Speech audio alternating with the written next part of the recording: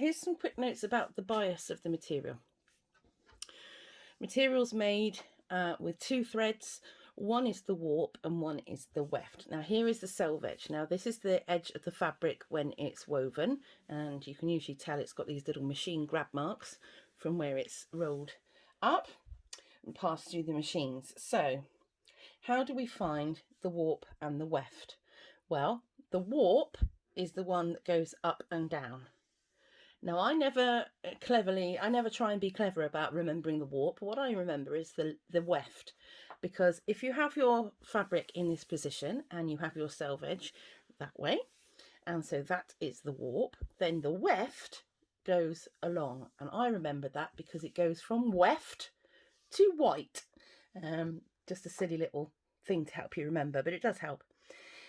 Now Betty's Angel bodice, the front is cut on the bias. Now the bias is the 45-degree line from corner to corner of the material. And this is the area where it has the most stretch. So what we do is, you've all seen, I'll get my piece of paper back, you've all seen on commercial patterns, I'll get my pen, that there is a line on a pattern, and it usually says grain line along the edge. Okay, now that grain line, that arrow, usually has to correspond and be parallel with that selvage. Okay, now on a bias garment, you'll find the grain line is marked in the same way, same marking, but it will actually be positioned on the pattern. I'm confusing myself. It will be positioned on the pattern so that your piece goes on to the bias. So what we'll be looking for here is getting that grain line still perpendicular, parallel with that line. Sorry, not perpendicular, that's completely wrong.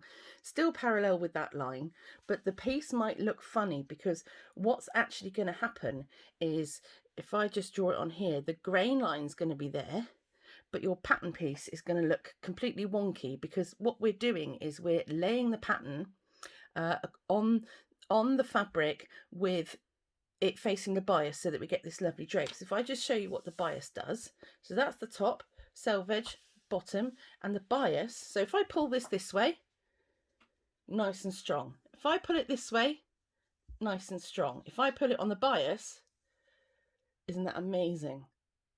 And so it's the bias that we use to create flow and drape. Okay, so that's that explained. It'll go the other way as well, but I'm just doing it that way to show you.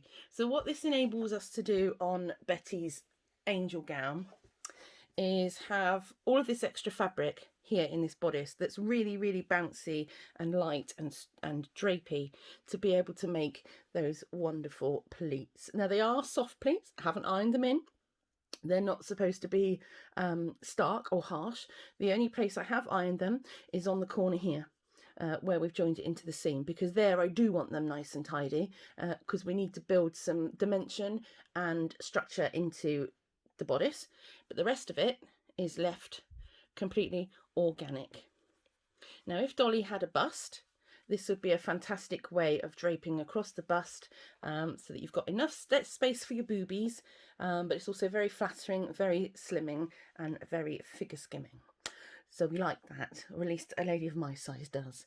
So that's what we're going to do. So that's the bias explained, and that's that stretchy part there. Now let's just say that you don't have your selvage. Let's say you're completely flying blind and I've cut the selvage off. You can find the bias literally by pulling that way. Does it stretch? No. Pulling that way. Does it stretch? No. And then there it is. So it doesn't matter what orientation your fabric's in. Let's move it this way. I can't move it that way.